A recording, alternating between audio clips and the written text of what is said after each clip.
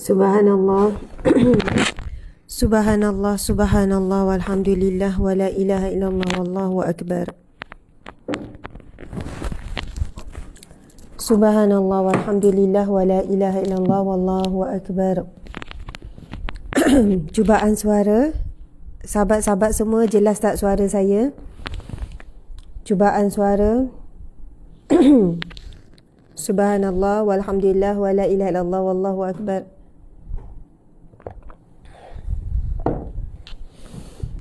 Subhanallah.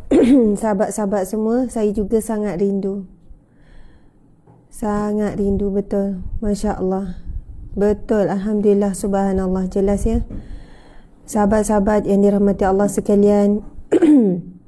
Mochi, Nur Syamiza, Atia Rahman, Mizat Mus, Yoni Raini daripada Indonesia, Pimpia, sahabat DFB pula. Kita ada Diziz Dila, Farida Harun, Mazna Hamzah, Maimun Yusof, Nalela Lela, Eva Muhammad, Nasrin Wahid, Farida Awim, Salina Yusof, Dr. Maimunah Muda, Masya Allah, Laura Sakura, Surati Jamaluddin, Zuraida Sulaiman, Nur Hasnita Hasan, Adam Irfan, Rahaya Muhammad, Siti Zawiyah Ishak, Ahimi Ibu, Siti Aisyah Syaz, Rina Kang, Ishwashing, Watching, Ira Kistina, Hamizan Rahman, Najibah Zawiyah, Rogayah Mak Kasim, Diana Muhammad Noy. Sahabat-sahabat di IG lagi, Zaya Hirazi, Cik Sia, Masya Allah, alhamdulillah. Alhamdulillah saya sihat walafiat. Abdul Rahim, Waalaikumsalam. Okey, 4660. Sahabat-sahabat di IG Nura Kami, Izadah, Mashud. Masya Allah, selamat pagi semua. Selamat pagi Selasa yang barakah hari ini. Hari ini selamat pagi Isnin. Selamat pagi Isnin yang barakah. Hari ini adalah hari 3 hari bulan Januari 2022. Masya Allah. Rosna Syarif, Rakiah Don, Jasmine Raji, Nur Aini. Tapi serak Ustaz tak sihat. Okey, ya. Nur Sazwani Sanib, Salina Yusof, Tajul Jaj, Nur Hayanti binti Ismail, binti Selamat, Zaitun Dagang is watching. Dan ramai lagi sahabat-sahabat yang hadir yang tak dapat saya sebutkan. Alhamdulillah, marilah sama-sama kita berkongsi kuliah pagi Riyadhus Salihin bersama dengan Ustazah Asma Harun, supaya lebih ramai sahabat-sahabat yang boleh hadir. InsyaAllah kita membacakan firman Allah dan juga hadis Nabi yang sahih bagi mendalamkan lagi pengetahuan kita tentang agama, menguatkan lagi pegangan kita, akidah kita, ibadah kita, indahkan lagi amal soleh kita dan memperindah lagi akhlak kita, insyaAllah. Ya, saya pun rindu Max Blue Ceras 2 minggu lebih kan. Masya Allah. Orang kata rindu teruk. Rindu teruk. Betul. Masya Allah sahabat-sahabat.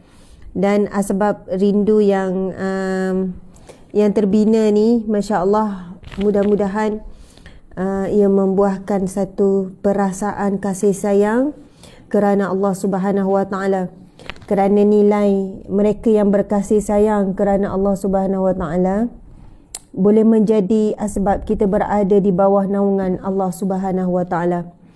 Muslimin muslimat, sahabat-sahabat dimati Allah sekalian, Nabi sallallahu alaihi wasallam bersabda, 7 golongan yang mendapat naungan Allah di hari yang tiada naungan melainkan naungan Allah. Salah satunya adalah mereka yang saling berkasih sayang kerana Allah semata-mata. Kita tidak ada apa-apa kepentingan, sahabat-sahabat. Kita sama-sama kita ni tidak ada apa-apa yang kita harap. Bukan kepentingan dunia, bukan kita dapat apa-apa untung dunia. Tapi kita mengharapkan hubungan yang terbina di atas jalan ilmu ini adalah satu hubungan kasih sayang yang Allah redha, yang Allah pandang, yang mempunyai nilai yang besar di sisi Allah Subhanahu Wa Taala. Allahu Akbar, subhanallah. Lalu antara tanda-tanda orang yang saling berkasih sayang kerana Allah, dia selalu mendoakan, Masya Allah. Itu juga pesanan Habib Ali Zainal Abidin ketika saya bertemu dalam satu program program TV masa tu. Kami sama-sama buat rakaman. Ni cerita lama ni, 2 tahun lepas lah, tahun 2020 betul-betul. Masa tu Allah izinkan kami bertemu. Lepas tu berjumpalah dalam ruang menunggu kan. Biasa kalau kita jumpa alim ulama ni, kita minta wasiat kan, minta wasiat. Jadi kita minta nasihat dan wasiat. 2 perkara yang saya masih ingat segar sampai hari ini. Habib Ali sebut perbanyakkan istighfar. Orang yang selamat adalah orang yang banyak istighfar. Pertama, daripada dosa yang dia telah buat. Dosa dengan Allah, dosa dengan manusia, dosa dengan diri sendiri, maksiat dengan orang, maksiat dengan diri sendiri, maksiat hati, penyakit-penyakit hati. Sahabat-sahabat, banyakkan istighfar. InsyaAllah selamat. InsyaAllah selamat dunia akhirat. Istighfar juga memberikan peranan yang penting untuk menghalang kita daripada melakukan dosa. Kerana istighfar, ia macam satu perisai. Bila kita baru berniat ataupun melangkah untuk melakukan dosa, kerana kita istiqamah dengan istighfar, maka Allah Subhanahu Wa Taala akan menghalang kita daripada melakukan dosa tersebut. Dan asbab istighfar juga membawa barakah dalam hidup, rezeki yang lapang dan luas, dan banyak lagi manfaat istighfar sahabat-sahabat. Masya-Allah. Pesanan kedua beliau ialah, dia kata, Ustazah, banyakkan berdoa. Doakan untuk para follower. Dia sebut follower masa tu. Follower tu banyakkan berdoa untuk follower, ataupun maksudnya saya faham orang yang mengikuti Ustazah, yang ikut Ustazah dalam dakwah, yang ikut bersama-sama dalam kerja kebajikan. Maksudnya Allah berikan beban dan amanah tanggungjawab Ustazah, orang yang diikuti oleh ramai. Memang beban itu berat, kan Habib Ali kata memang berat. Sebab itu Ustazah perlu mendoakan. Doakan supaya sama-sama berada di jalan kebenaran. Doakan kesejahteraan. Hari ini manusia mencari-cari di mana tempat untuk dia berada tenang. Di mana siapa orang yang dia boleh rasa boleh mendapatkan kebaikan. Jadi banyakkan berdoa untuk diri sendiri dan juga untuk para mereka yang menyokong perjuangan dakwah, perjuangan kerja kebajikan dan sebagainya. Jadi tuan-puan sekalian, subhanallah, setelah itu menjadi satu amalan. Bukan setelah itulah, sebelum tu pun, bila berdoa, mendoakan juga sahabat-sahabat semua yang kenal atau tidak, yang pernah jumpa atau tidak, yang kita tahu atau tidak. Subhanallah. Jadi mudah-mudahan tuan-puan pun sama dengan saya. Kita sama saling menyulam cinta, kasih sayang kerana Allah, bersatu di dalam doa. Sebab apa? Bila kita sebut saya sayang kepada kamu kerana Allah, itu ungkapan yang diajarkan oleh Rasulullah. Nanti kita pergi kepada hadis tu. Perkataan itu perlu adanya bukti dan tanda. Antaranya adalah mereka yang saling mendoakan. Dan itu doa yang makbul sahabat-sahabat sekalian. Masya Allah. Ketika saya melakukan ibadah tawaf Kaabah, saya bahagikan setiap kali tawaf. Bila dah masuk tawaf sunat kan, selain daripada doa-doa yang dianjurkan, tawaf yang pertama saya fokus kepada ibu dan ayah. Fokus doa untuk ibu, untuk ayah. Subhanallah, macam-macam doa. Kemudian tawaf yang kedua saya doakan pula untuk suami, untuk anak-anak. Lepas tu tawaf ketiga, adik-beradik semua sebut nama, mana yang ingat apa semua, mana yang tak ingat serah pada Allah. Lepas tu tawaf yang ke seterusnya kepada sahabat-sahabat khusus, sahabat-sahabat sekalian, doa secara umum sebab tak nak sebut nama ramai. Lepas tu doakan pula untuk umat Islam. Yang terakhir sekali barulah, maksudnya fokus doa tu untuk siapa? Untuk diri sendiri. Sebab bila kita doakan orang lain, doa tu kembali kepada kita semula. Jadi janganlah risau, jangan bimbang kita doakan orang lain. Dan sebaik saja kami sampai di Malaysia, berita sedih apabila umrah dihentikan sementara waktu. Saya menahan diri daripada menuliskan. Mungkin nanti dah tak boleh tahan, saya post lah. Masya Allah, tentang berita sedih umat Islam. Ia satu musibah yang lebih berat daripada COVID itu sendiri. Apabila ibadah umat Islam dihalang, disekat, disusah dan dipayahkan. Masya Allah, muslimin muslimat, susah kita nak bercakap dalam situasi yang kita bukanlah seorang yang tidak bersetuju untuk semua perkara dalam hal kerajaan buat keputusan dan tindakan. Saya yang baru pulang daripada Masjidil Haram, daripada Masjidil Nabawi, baru pulang ya. Hari Jumaat baru ni baru balik. Sabtu, Ahad, hari ni Isnin. Keputusan PCR pun belum keluar lagi. Duk tunggu-tunggu, tak keluar lagi result, positif ke negatif dan sebagainya. Tuan apa sekarang suasana di sana biasa sahaja. Tidak ada sangatlah ketakutan terhadap virus yang semakin ni. Maksudnya kalau sa'i tu masih lagi orang penuh. Kalau tawaf hari Jumaat, masa hari terakhir kami nak balik tu, penuh, Masya Allah. Sayu, syahdu, muslimin muslimat, solat semua. Memanglah dikatakan berjarak, tapi ia bukanlah berjarak yang betul-betul macam 1 meter ikut sangat. Kan kita boleh nampak lagi lah jarak yang sekadar ambil syarat. Maksudnya penjaga tanah haram ini masih lagi tidak menyekatlah peluang umat Islam. Cuma ada negara-negara tertentu termasuk kita lah yang mula menyekat untuk pergi ke tanah haram. Saya pakai ni, tuan-puan sekian, saya pakai ni, Masya Allah. Ya, kita ikut kena pakai chip ni. Memang tidak dibenarkan keluar. Kami kawasan, saya anak kecil pun saya tak jumpa lagi. Anak kecil yang 2 orang hari-hari dapat berapa kali mesej. Hana rindu Mi, Hana nak Umi, nangis-nangis. Fatimah yang 2 tahun dengan 4 tahun tu dapat mesej hari-hari dengan penjaga dia, dengan pengasuh kat rumah pengasuh, nak jumpa. Sebab macam dia orang dah tahu kami ni balik dah.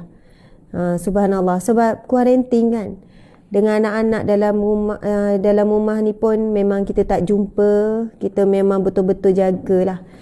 Ini saya bila balik saya sokong kerajaan buat ni. Sebab dia trace semua pergerakan kita. Tak boleh keluar dalam radius berapa meter daripada tempat kita duduk. Jadi saya kata ini sangat bagus supaya kami yang balik daripada Tanah Suci ni disiplin, tak keluar, betul-betul jaga diri. Alhamdulillah saya sokong tindakan kerajaan ni. Lepas tu saya tanya berapa negara lagi yang kena pakai chips ni. Lepas tu ada alat modem, memang kena letak kat rumah. Jadi kalau kita keluar jauh je, dia tahu, dia boleh trace. Kalau kita buka pun dia boleh trace. Sahabat-sahabat, saya sokong, saya support. Saya kata ya bagus sangat alat ni, bagus supaya kami lebih disiplin. Sebab semua orang perlukan pengawalan. Bukan tak percaya pada jemaah umrah, tetapi kita sendiri tak percaya pada diri kita. Takut kita ni langgar peraturan, langgar larangan. Jadi bagus lah ada ni. Masa tu belum keluar lagi larangan untuk menunaikan umrah, disekat sementara. Belum lagi. Saya tu bagus ni. Mudah-mudahan dengan cara begini, penularan wabak yang disebabkan orang yang balik ni boleh dikawal. InsyaAllah. Macam tu kan. Support ni. Lepas tu bila saya tanya berapa lagi negara terlibat, 17 negara yang berisiko. Oh banyak. Oh jadi balik daripada Saudi ni, daripada umrah ni baru mula. Ya, dia kata baru mula. Tapi pada negara-negara yang dah lama mula. Esok tu keluarlah arahan ke malam tu. Rasa duka cerita tu tak boleh nak cerita macam mana. Bercampur-campur perasaan. Bercampur-campur perasaan yang Allahu Akbar. Kenapa negara-negara lain tak ditutup sempadannya, tetapi untuk umrah ditutup?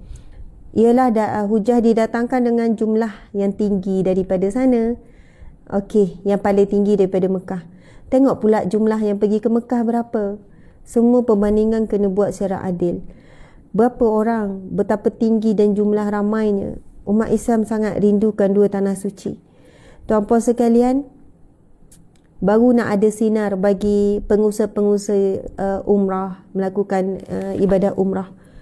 Mereka dah bermula dengan kerugian yang sangat berat bila 2020 tu kan berlakunya COVID.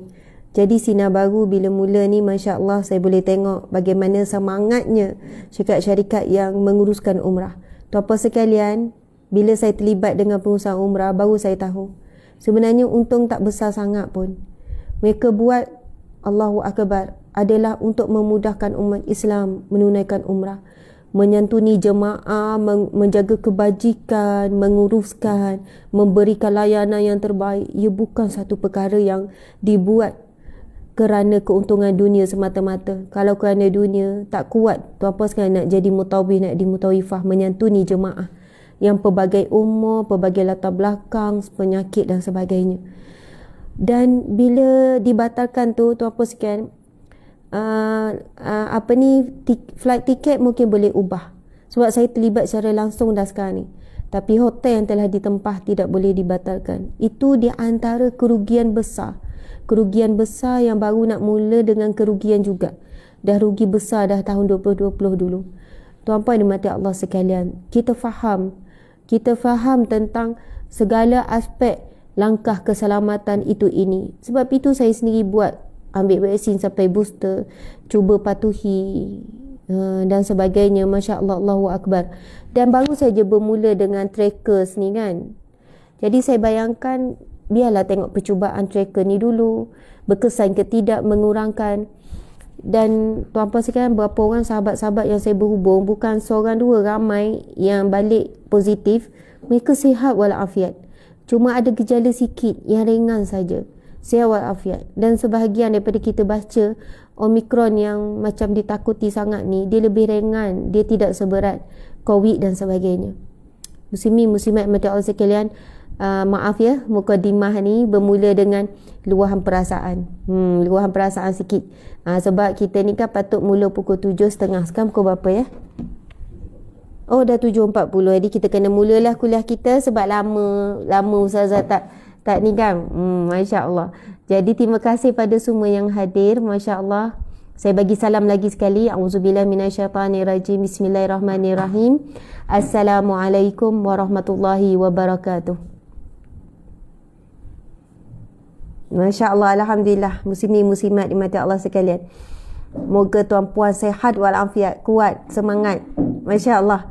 Daripada awal tadi saya dah mula dengan membicarakan tentang beberapa nasihat dan wasiat daripada Habib Ali Zainal. Jadi siapa yang baru masuk boleh tengok balik daripada awal, ketika saya berjumpa dia dulu, sebagai tanda kita ni saling mencintai kerana Allah, kerana Rasulullah sallallahu alaihi wasallam.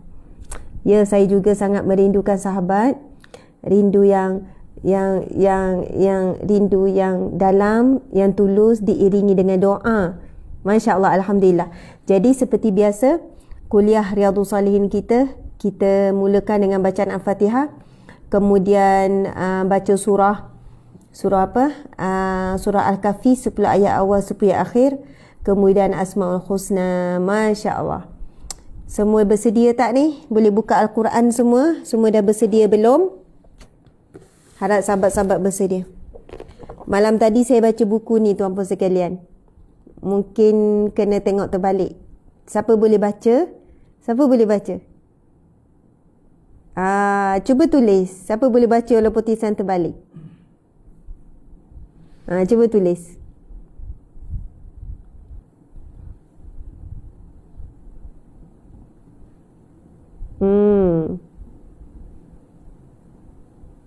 Okey.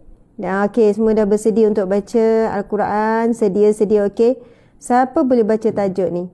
Ya, 40 hadis keadaan umat sebelum kiamat. 40 hadis keadaan umat sebelum kiamat. Apa yang saya sebut tadi tu cetusan rasa daripada hasil membacakan hadis-hadis sahih dalam ni. 40 hadis sahih keadaan umat sebelum kiamat. Sangat menakutkan. Ia bukan menakutkan tujuan untuk takut-takut saja, supaya kita bersedia. InsyaAllah tuan-puan sekalian. Saya akan cuba baca memetik beberapa untuk setiap kali Qul Riyadhus Shalihin, kita ambil satu hadis yang berkaitan dengan keadaan umat sebelum kiamat. Semua dah, tanda-tanda semua tu dah ada. Masya Allah. Okey, kita nak baca, sahabat-sahabat, mula dengan Al-Fatihah. Bersedia ya semua? A'udzubillahi minasyaitanirrajim. Bismillahirrahmanirrahim. Alhamdulillahi rabbil alamin. Ar-Rahmanir-Rahim. Maliki yaumiddin. Iyyaka na'budu wa iyyaka nasta'in. Ihdinas siratal mustaqim. Siratal ladzina an'amta 'alaihim ghairil maghdubi 'alaihim waladdallin. Amin. A'udzu billahi minasyaitonir rajim. Bismillahirrahmanirrahim. Alhamdulillahilladzi anzala ala 'abdihil kitaba wa lam yaj'al lahu 'iwaja qayyiman liyunzira ba'san shadidan min ladunhu wa yubashshiral mu'minin allazina ya'maluna as-salihat anna lahum ajran hasana makithina fihi abada wa yunzira allazina qalu ittakhadhallahu walada ma lahum bihi min 'ilmin wala li'abaihim kaburat kalimatan takhruju min afwahihim in yaquluna illa kadhiba فلعلك باخع نفسك على آثارهم إن لم يؤمنوا بهذا الحديث أسفا إنا جعلنا ما على الأرض زينة لها لنبلوهم أيهم أحسن عملا وإنا لجاعلون ما عليها صعيدا جرزا أم حسبت أن أصحاب الكهف والرقيم كانوا من آياتنا عجبا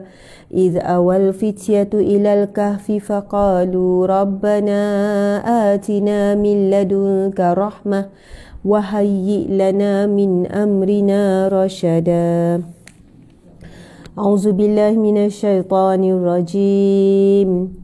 وعرضنا جهنم يومئذ للكافرين عرضا الذين كانت أعينهم في غطاء عن ذكري وكانوا لا يستطيعون سمعا أفحسب الذين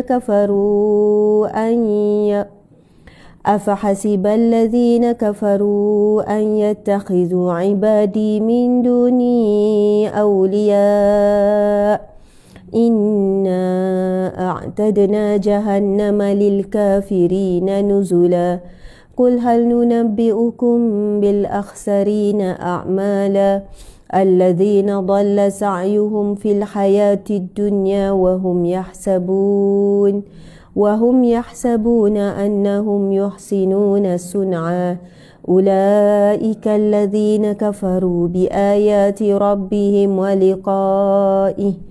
ولقائه فحبطت أعمالهم فلا نقيم لهم يوم القيامة وزنا ذلك جزاؤهم جهنم بما كفروا واتخذوا آياتي ورسلي هزوا إن الذين آمنوا وعملوا الصالحات كانت لهم جنات الفردوس نزلا خالدين فيها لا يبغون عنها حولا قل لو كان البحر مدادا لكلمات ربي لنفد البحر قبل أن تنفد كلمات ربي ولو جئنا بمثله مددا قل إنما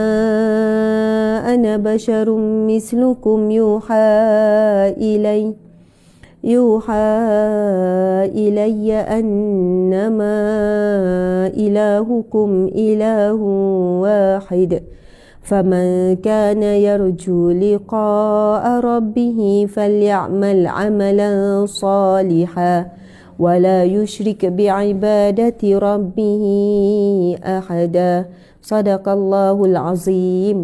Itu kita membacakan surah Al-Kahfi ayat 10 terawal dan 10 terakhir surah Al-Kahfi berkaitan dengan bagaimana ia adalah satu perlindungan daripada fitnah Dajjal dan segala fitnah yang telah pun berleluasa pada hari ini.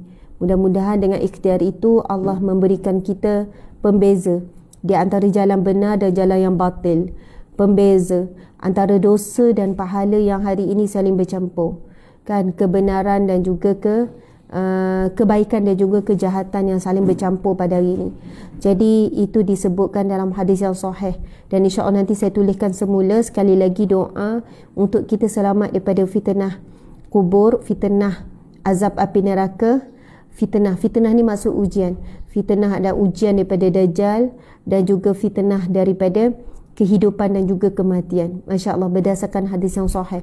Jadi Nabi SAW, Nabi SAW bukan hanya meninggalkan kita pesan-pesan ataupun amaran berkaitan dengan tanda-tanda akhir zaman. Kita tak boleh dah tutup mata kita. Kita tak boleh dah pekakkan telinga kita. Kita dah tak boleh buat-buat tak nampak, buat-buat tak dengar. Sudah semakin jelas sebenarnya tanda-tanda akhir zaman, tanda-tanda kedekatannya dunia ini akan berakhir. Dah semakin jelas semakin hari. Subhanallah, orang yang beriman, dia beriman dengan tanda-tanda kiamat. Sebagaimana rukun iman yang ke-6 beriman dengan hari akhirat. Maka kita perlu juga beriman dengan tanda-tandanya. Bukan untuk menakutkan, ketakutan yang tidak ada faedah. Tetapi faedah daripada rasa bimbang dan takut ini, tuan-puan dimati Allah sekalian, kita susuli dengan amalan. Itulah pesan Nabi. Subhanallah. Nabi bukan suruh kita kumpulkan kekuatan dari segi fizikal, tetapi wasiat yang ditinggalkan adalah amalan-amalan. Antaranya doa yang insya-Allah kita tulis nanti. Kemudian membaca, menghafal dan membaca beramal dengan 10 ayat awal surah Al-Kahfi. 10 awal tu. Subhanallah, pastikan anak-anak kita kemas ingatan, lancar dan mereka memahami dengan maksudnya sekali. Masya Allah. Kalau kita hari ni dah rasa dah fitnah tu semakin dekat, sahabat semua, maka anak-anak cucu kita lagi lah lebih dekat dengan fitnah tu Dajjal. InsyaAllah nanti kita baca tentang tanda-tanda fitnah Dajjal. InsyaAllah. Okey, muslimin muslimat, seterusnya kita nak bacakan Asmaul Husna. Ini adalah satu amalan juga Nabi berwasiat kepada kita untuk mendapat syurga Allah Subhanahu Wa Taala. Untuk dapat syurga Allah. Muslimin muslimat, syurga Allah itu benar, neraka itu benar. Jalan-jalannya juga benar. Jalan-jalannya juga benar. Jalan ke neraka juga benar, jalan ke syurga juga benar. Dan antara musibah ataupun ujian berat umat akhir zaman adalah mereka memperindahkan perbuatan buruk dengan perbuatan yang baik. Memperindahkan perbuatan buruk dengan perbuatan baik. Kena faham maksud ni. Masya Allah, dia buat maksiat dan dia tidak meninggal dan tak berusaha tinggalkan maksiat dengan alasan dia menyedapkan hati. Di waktu yang sama dia juga buat kebajikan, dia buat kebaikan, dia buat amal soleh, tapi dia tak berusaha meninggalkan maksiat. Subhanallah. Dia berlindung dengan nama Allah Ya Rahman Ya Rahim, Maha Pengasih Maha Penyayang. Tetapi dia melupakan nama Allah yang Maha Mengazab, Allah yang Maha Menghakimi, Allah yang Maha Mengadili. Subhanallah. Kerana semuanya akan diadili. Wa man ya'mal misqala zarratin khairan yarah, faman ya'mal misqala zarratin khairan yarah, wa man ya'mal misqala zarratin syarran yarah. Allah dah sebut, maka siapa yang melakukan kebaikan walaupun sebesar biji zarah akan diperlihatkan, akan dihitung, akan dinilai. Dan barang siapa yang melakukan sebesar biji zarah kejahatan, keburukan juga akan dihitung, akan dinilai, akan dihakimi, akan diadili. Jadi tuan-puan sekalian, antara musibah berat umat akhir zaman, Masya Allah, Allahu Akbar. Dia sangat cintakan dunia, dia tidak mahu tinggalkan apa yang dia sedang kecapi sekarang untuk jalan hijrah. Kerana hijrah itu kadang-kadang perlukan dia meninggalkan sesuatu yang dia sangat suka. Hiburan yang dia sangat suka, pakaian dia sangat suka, pergaulan dia suka, cara hidup yang dia suka. Dia sangat berat untuk melakukan hijrah, untuk meninggalkan apa yang dia suka kepada apa yang Allah suka. Masya Allah. Maka dia tetap kekal berada pada jalan-jalan yang demikian. Waktu yang sama dia sedapkan hati dengan kerja-kerja kebajikan, kerja amal soleh. Wallahu a'lam muslimin muslimat. Ramainya manusia yang tertipu, menipu dirinya sendiri, yang mana kata-katanya seolahnya, yang penting aku masih solat, yang penting aku masih beriman walaupun aku pelaku maksiat. Walaupun pelaku maksiat, muslimin muslimat, pelaku maksiat yang secara konsisten dipanggil fasik. Fasik ini orang yang berpanjangan dalam maksiat. Masya Allah, na'udzubillah. Sebab kalau ahli taubat, muslimin muslimat, dia akan berhenti melakukan maksiat. Itu ciri-ciri ahli taubat, orang yang bertaubat. Dia nekat, dia usaha untuk tinggalkan maksiat, dia hijrah. Masya Allah. Tapi kalau bertaubat tapi masih kekal dalam maksiat, muslimin muslimat, bimbang. Kita tergolong dalam kalangan orang yang fasik. Orang yang fasik, na'udzubillahi min zalik. Orang yang fasik juga golongan yang akan diazab. Dia azab kubur, dia azab mahsyar, dia azab. Bimbang sekiranya bila timbangan di mahsyar, beratnya maksiat itu melebihi daripada amal soleh. Jadi na'udzubillah, insya-Allah nanti kita kupas secara panjang lebar lagi, sebab saya tengok ada satu buku yang dikongsikan oleh Ustaz apa nama, Masya-Allah, masa Sina Muhammad, Ustaz Fidaus. Nanti saya akan hubungi untuk beli satu buku kajian oleh seorang pensyarah PhD berkenaan dengan musibah umat akhir zaman, iaitu walaupun aku dalam maksiat, yang penting aku orang yang beriman. Masih lagi beriman kepada Allah, masih lagi beriman kepada Nabi, masih lagi baca Quran, tetapi masih berkekalan maksiat. Ini adalah satu penyakit hati. Penyakit hati, ia bermula pada hati. Hati yang menipu diri sendiri, yang menyedapkan diri sendiri. Sedangkan amaran Allah itu jelas tentang bahaya dan bahana maksiat. Peringatan Nabi juga jelas, tapi dia menyedapkan hatinya. Masya Allah, seolahnya macam inilah bangkai yang busuk lalu ditutup dengan tanah. Tetapi ingatlah, lama kelamaan dia tetap mengeluarkan bau yang busuk. Lalat tetap akan datang menghurung walaupun ditutup dengan tanah. Na'udzubillah min zalik, bangkai tetap bangkai, muslimin muslimat. Kena buang bangkai itu, kena jauhkan, kena buang. Masya Allah, barulah bau wangi, barulah hilang kesan dan sebagainya.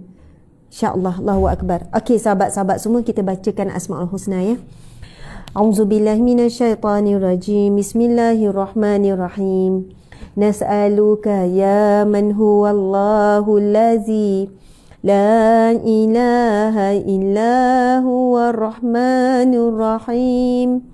Al-Malikul Qudusus Salamul Mu'minul Muhaiminul Azizul Jabbar Al-Mutakabbirul Khaliqul Bari'ul Musawwirul Ghafarul Qahar Al-Wahhabur Razzaqul Fattahul Alim Al-Qabidul Basitul Khafidul Rafi'ul Mu'izzul Muzillus Sami' البصير الحكام العدل اللطيف الخبير الحليم العظيم الغفور الشكور العلي الكبير الحفيظ المقيت الحسيب الجليل الكريم الرقيب المجيب الواسع الحكيم الودود المجيد الباعث الشهيد الحق الوكيل القوي المتين الولي الحميد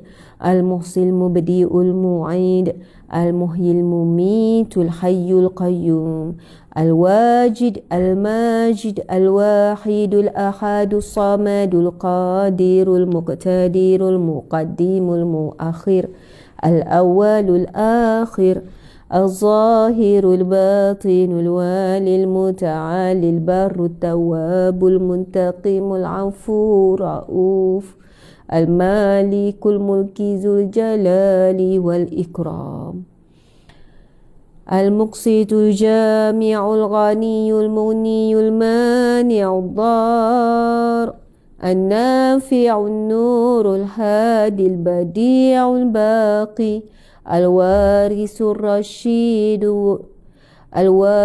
الرشيد الصبور الذي ليس كمثله شيء وهو السميع البصير اللهم صل أفضل صلاة على أسعد المخلوقات كسيدنا محمد وعلى آله وصحبه وسلم عدد معلوماتك ومداد كلماتك كلما ذكرك الذاكرون وغفل عن ذكره الغافلون. Allahu Akbar, Allahu Akbar, Allahu Akbar. Muslimin muslimat yang dirahmati Allah sekalian,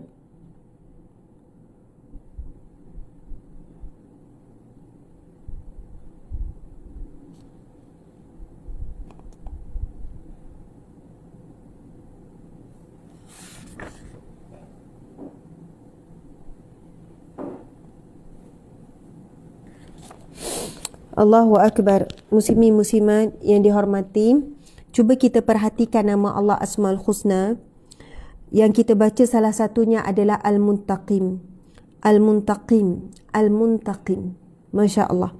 Yang membawa maksud Allah yang maha membalas, Allah yang maha menyeksakan, Allah yang pembalas seksa, Allah yang maha menyeksa. Satu lagi nama Allah Ya-Dar. Nama Allah Ya-Dar, iaitu Allah yang maha memberikan mudarat, yang maha memberikan bahaya. Seterusnya nama Allah Ya-Muqsid, iaitu yang maha memberikan keadilan. Muslimin muslimat, memang benar himpunan nama Allah kebanyakannya nama-nama yang indah, nama-nama yang kita rasa boleh bernaung dan boleh merasakan kelegaan bila kita membacakan nama Allah yang maha pengasih, maha penyayang, maha pengampun, yang maha lembut, yang maha santun, yang maha menerima taubat, yang maha menerima, yang maha mengampun. Tetapi kita jangan melalaikan nama-nama Allah yang maha membalas, nama Allah yang maha menghitung, nama Allah yang maha Al-Khafid, yang maha menghinakan, yang maha merendahkan.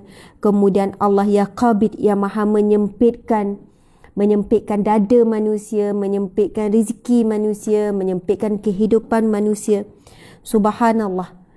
Masya Allah, mudah-mudahan ada dua perkara yang sentiasa bersilih ganti.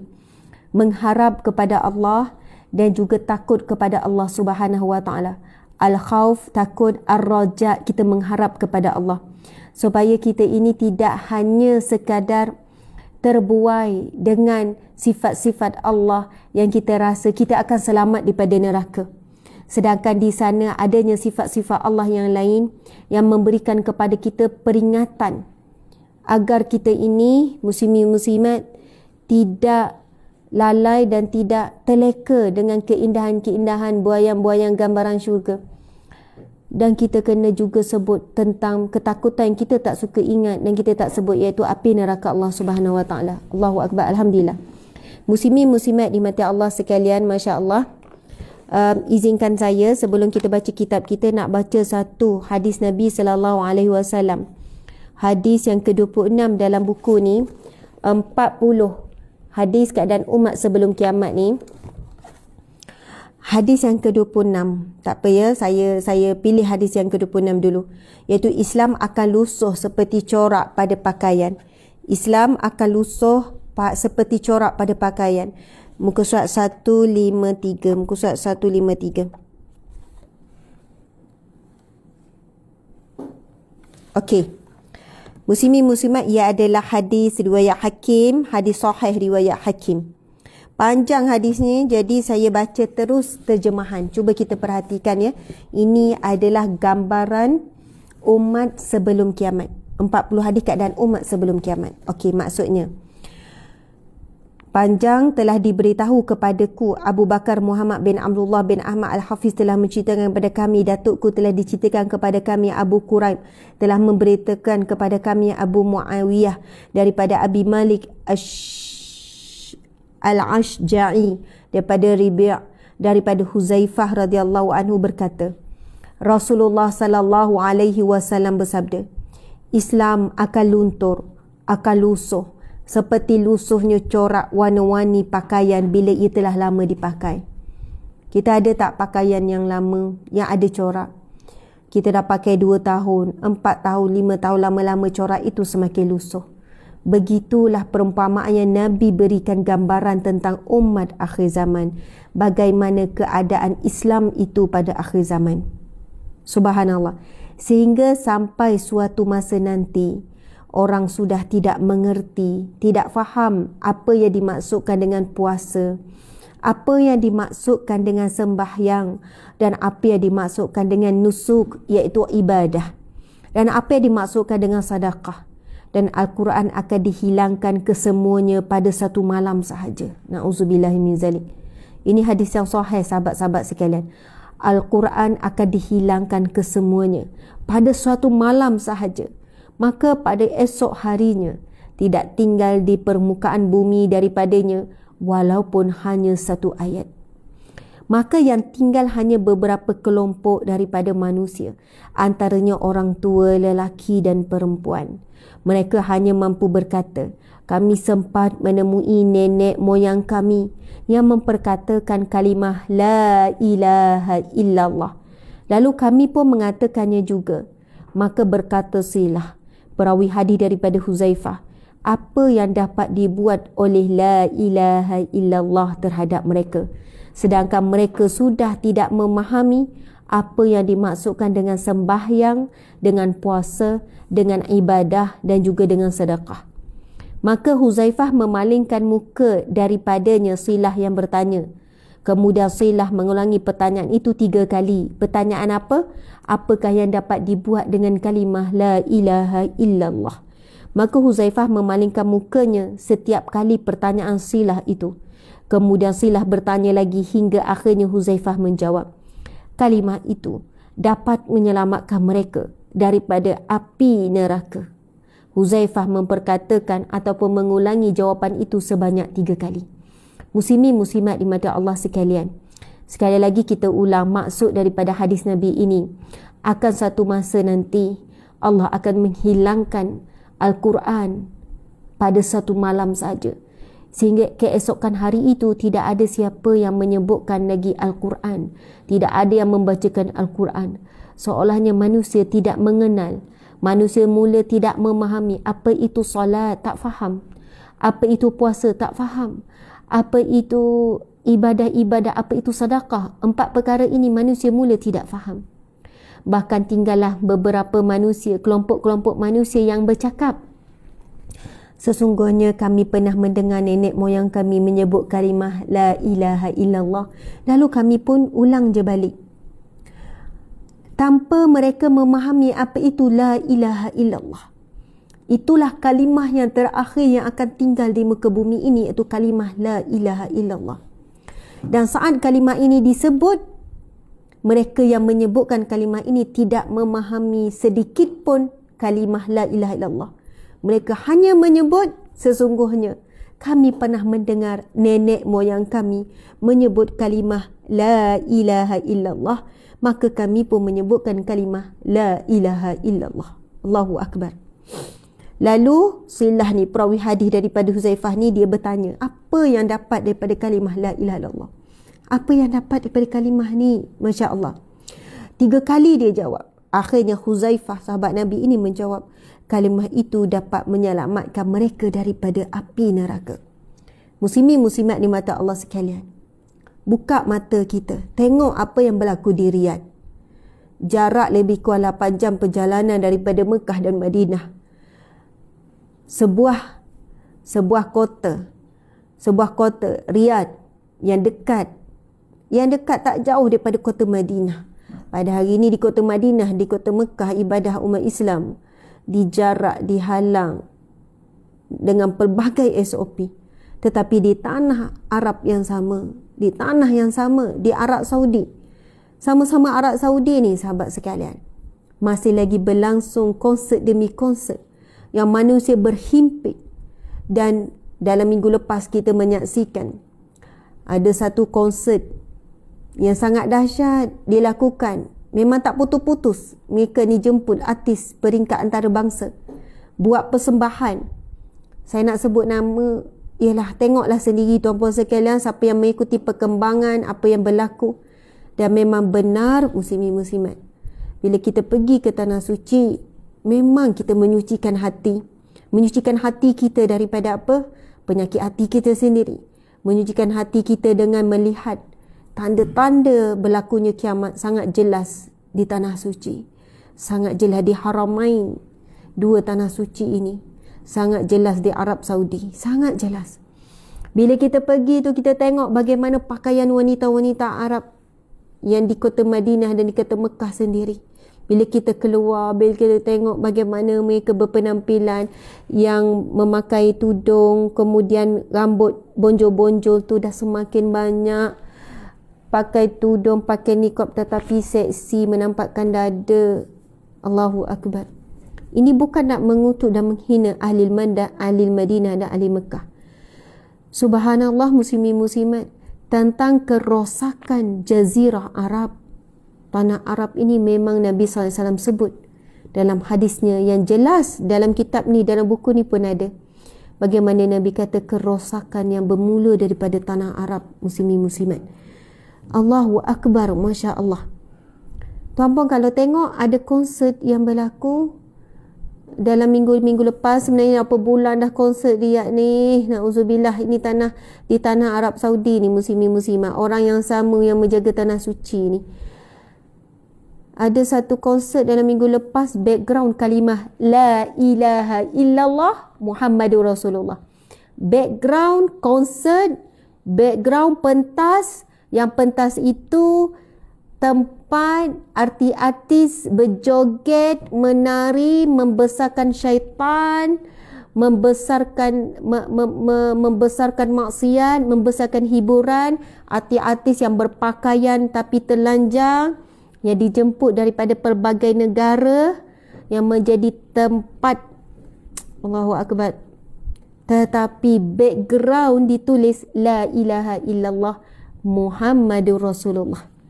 Kita boleh nampak dengan jelas kalimah itu telah menjadi satu kalimah yang tidak membangkitkan keimanan, tetapi hanya menjadi satu perhiasan, hanya menjadi satu logo semata-mata, kerana kalimah itu adalah logo kepada Arab Saudi itu sendiri. Bila kita tengok di pentas yang sama itulah kan tempat berleluasanya maksiat, membesarkan taghut, membesarkan iblis, syaitan, membesar dan memuja-muja ke arah Dajjal dan sebagainya. Tetapi background yang sama dituliskan sebesar-besarnya kalimah La ilaha illallah Muhammadur Rasulullah, dalam keadaan muzik yang begitu dentam, manusia bercampur lelaki perempuan bermenari-nari sakan. Bila saya tengok tu, saya kata ya Allah, teringat hadis Nabi tentang kalimah La ilaha illallah.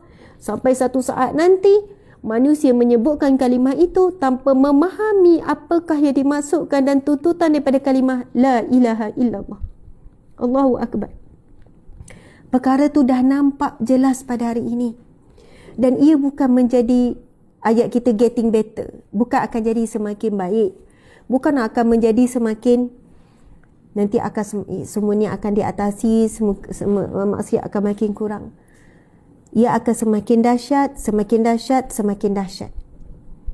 Dan orang yang selamat adalah orang yang mencari jalan-jalan kebenaran, orang yang sentiasa ada awareness, ada kesedaran dengan hadir majlis-majlis ilmu, Seumpama pagi ini, majlis-majlis ilmu yang lain-lain, supaya kita dalam keadaan apa? Mood sedar.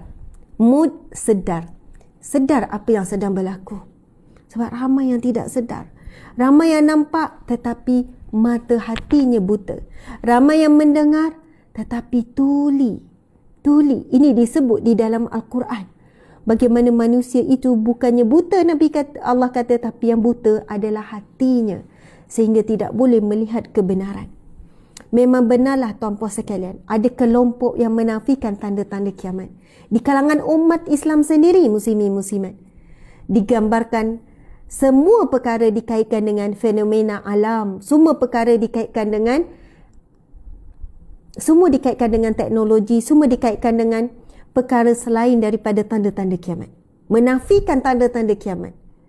Sehinggalah nanti apabila matahari keluar daripada barat, matahari kan keluar pada timur, kan, tenggelam di barat.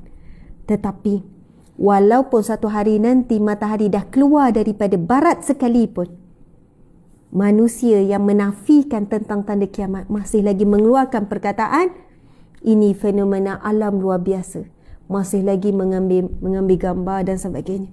Tetapi bagi orang yang beriman, bila berlakunya kejadian yang dia ada nilai kesedaran, dia terus buat persiapan, terus meningkatkan amalan, memperkemaskan hafazan-hafazan, beramal dengan doa-doa yang Nabi ajar dan sebagainya. Masya Allah, Allahu Akbar. Muslimin muslimat yang dirahmati Allah sekalian, InsyaAllah nanti penutup, tuan-puan bersama dengan saya, kita akan tuliskan satu doa yang Nabi SAW ajarkan supaya kita dilindungi oleh Allah, yang dapat melindungi kita daripada semua yang kita bimbang, semua yang kita takut, semua yang kita rasa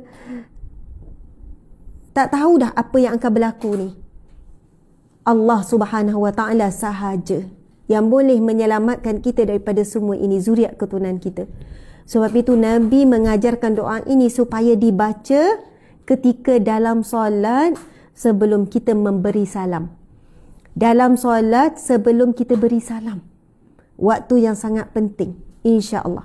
Nabi SAW bersabda, "Man kana akhiru kalamihi la ilaha illallah dakhala al-jannah." Barang siapa yang akhir kalimahnya la ilaha illallah, maka dia pasti akan masuk syurga. Man kana akhiru kalamihi la ilaha illallah. Barang siapa yang akhir kalimahnya kalimah la ilaha illallah, dia pasti akan masuk syurga. Dan orang yang terakhir, orang akhir yang sebut kalimah la ilaha illallah tadi itu, Masya Allah, walaupun dia tidak faham nak kata betapa besarnya peranan kalimah la ilaha illallah, dia boleh menyelamatkan dirinya daripada api neraka Allah Subhanahu Wa Taala. Sebab itu Nabi sebut afdalu zikru la ilaha illallah. Zikir yang paling afdal, yang paling utama adalah zikir la ilaha illallah. Tiada sembahan melainkan Allah, tiada Tuhan melainkan Allah. Tiada tempat bergantung melainkan Allah. Tiada tempat meminta melainkan Allah. Tiada tempat mengadu melainkan Allah. Maksud kalimah la ilaha illallah itu, bila kita ulang-ulang, kita pasak di dalam hati, insya-Allah kita akan menjadi orang yang bahagia, tuan-puan sekalian. Siapakah orang yang bahagia? Orang yang ikhlas dengan Allah. Orang yang ikhlas dengan Allah, tulus dengan Allah. Terima takdir Allah. Terima ketetapan Allah untuk kehidupannya. Dia redha dengan apa yang Allah aturkan untuk hidupnya, jalan cerita hidupnya. Walaupun perit bertemu dengan orang salah sehingga kecewa berkali-kali. Walaupun perit dikhianati oleh manusia. Walaupun perit menempuh ujian miskin, ujian lapar, ujian kehilangan, ujian jatuh. Tetapi dia ikhlas terima apa sahaja yang datang daripada Allah. Allahu Akbar. Muslimin, muslimat, sahabat-sahabat dimati Allah sekalian. Sebab itu orang yang bahagia dan orang yang susah jatuh, dan orang yang susah sakit, orang yang susah stres adalah orang yang ikhlas. Orang yang ikhlas. Surah Al-Ikhlas tu, Allahus Samad, Allah tempat bergantung. Allahus Samad, Allah tempat bergantung. lagi kuat di dalam ujian, lagi kuat di bergantung kepada Allah, lagi kuat dahan pergantungannya kepada Allah. Allahus Samad, Allahus Samad, Allahus Samad. Muslimin muslimat dimati Allah sekalian, datang banjir, kita pun naik atas rumah, naik atas atap. Banjir datang tinggi lagi, makin tinggi, kita naik pula pokok, sampai ke dahan yang terakhir. Masya Allah, ketika kita berada di dahan yang terakhir tu, masa tu kemungkinan besar tawakal kita dah jadi sepenuhnya kepada Allah. Masa boleh berteduh lagi, ini bayangan saja ya muslimin muslimat. Air 1 meter kita naik atas meja, air naik 2 meter kita naik atas almari. Kita tahu ada lagi tempat untuk kita bergantung, menyelamatkan diri. Naik lagi, pecahkan atap rumah, duduk atas bumbung. Tiba-tiba rumah dah bergoyang, tiba-tiba rasa air akan naik melebihi bumbung, nampak ada pokok. Ini pernah berlaku tuan-puan sekalian, kisah benar masa banjir yang cerita direct pada saya. Dia kata, saya dah naik atas bumbung Ustazah, saya naik atas bumbung, tetapi air dah semakin menutupi bumbung. Bumbung pun dah nak tenggelam. Ketika itu apa yang saya buat? Saya nampak ada pokok besar di hadapan sana. Saya melepaskan dan saya ikut arus air yang sedang menolak. Dan saya mengharapkan pertolongan Allah semata-mata untuk saya boleh berpaut pada pokok yang besar tu. Dan Alhamdulillah, dia kata Ustazah, Allah izinkan dan saya boleh berpaut pada dahan pokok yang besar itu selama 6 jam ataupun 8 jam. Berjam-jam saya berada di situ. Dan ketika itu kalimah la ilaha illallah, kalimah Allah sahaja yang menjadi kekuatan utama. Masa tu saya bukan kata tak harap orang datang apa semua, sebab saya sedar ketika itu Allah lah yang menyelamatkan saya. Dan tidak ada jaminan ataupun kekuatan yang lebih kuat berbanding kalimah la ilaha illallah, berbanding mohon pertolongan dengan Allah. Sebab apa? Saya juga mengharap bantuan datang ketika berada di dalam rumah, mengharap bantuan datang. Tetapi Allah memadamkan harapan itu bila Allah membawakan ujian yang lebih berat, supaya keyakinan saya kepada Allah lebih mantap. Masya Allah, Allahu Akbar. Sebab itu muslimin muslimat, kenapa ujian datang bertimpa-timpa sampai kita terduduk ya? Kerana Allah nak kita bangkit dan bangun, bergantung, berpaut pada dahan kalimah la ilaha illallah. Tiada tempat bergantung, tiada sembahan, tiada Tuhan, tiada yang mengadu. Tiada tempat kita mengadu melainkan pada Allah Subhanahu wa taala. Allahu Akbar. Namun jika kita masih tidak belajar daripada ujian demi ujian, kita masih lagi jatuh pada lubang kejahilan yang sama, lubang maksiat yang sama. Kita bimbang ujian yang datang bukan lagi menguatkan kita bergantung, tetapi terus membinasakan kita dunia dan akhirat. Na'udzubillahi min zalik. Masya Allah. Muslimin muslimat yang dirahmati Allah sekalian, insya-Allah kita sama-sama membacakan firman Allah. Jadi kita ni muslimin muslimat, terima kasih kepada yang hadir lebih kurang 7,000. Kan 2,000 di ni, 5,000, masya-Allah, dalam 7,000 sahabat-sahabat yang hadir. Mudah-mudahan kita adalah sahabat dunia akhirat yang sama berjuang untuk syurga Allah. Buka kitab kita Riyadhus Salihin ni yang warna hijau ni, ataupun kitab Riyadhus Salihin yang mana-mana versi sekalipun. Kalau yang kitab ni buka muka 83, sekarang kita nak bacakan firman Allah. Ini adalah sambungan daripada kuliah yang lepas. Walaupun Ustazah hujung-hujung baru buka kitab, tapi daripada awal muslimin muslimat kita dah dapat pengajaran dan ilmu bersama-sama. Mudah-mudahan menguatkan lagi iman kita pada kalimah la ilaha illallah dan juga menguatkan konsisten. Ustazah, berapa kali sehari tuan-puan sekalian ucaplah kalimah la ilaha illallah sekurang-kurangnya 100 kali sehari. 100 kali sekurang-kurangnya sebut. Tapi jadikanlah amalan 500 kali sehari. Kalau dapat buat 1000 kali lagi bagus. Saya cuba istiqamah la ilaha illallah 500 kali sehari. Anda sahabat-sahabat semua akan merasai manisnya ucapan la ilaha illallah, sehingga kan seolahnya apa jua ujian dan masalah, Bila sebut je la ilaha illallah, la ilaha illallah, walaupun masalah belum selesai, belum nampak jalan keluar, tetapi hati yang berat jadi ringan, hati yang sempit jadi lapang. Allah menitipkan bisikan bahagia dan tenang. Allahu Akbar. Allah menjernihkan yang keruh. Muslimin muslimat dimati Allah sekalian. Sebab itu Nabi dalam sabdanya, ajarkanlah anak kecilmu kalimah la ilaha illallah. Sebab itu mak-mak kita, nenek-nenek kita, bila ayun baby kan, kita masih kecil dulu, la ilaha illallah, la ilaha illallah. Kita yang lelap dulu, adik tak lelap lagi. Ingat tak? Itulah didodoikan anak kecil. Tapi atuk nenek kita dulu tak sampaikan dalam bentuk hadis Nabi. Ayun buai ni, la ilaha illallah ni sebab Nabi bla bla bla. Tak. Nabi bersabda sekian-sekian, tidak. Tapi mereka lebih kepada dapat ilmu daripada guru-guru. Guru-guru kata, ustaz-ustaz kata, ahli ulama kata, bila kamu ayun anak, tidurkan anak, tidurkan dengan kalimah la ilaha illallah. Subhanallah. Ilmu tu turun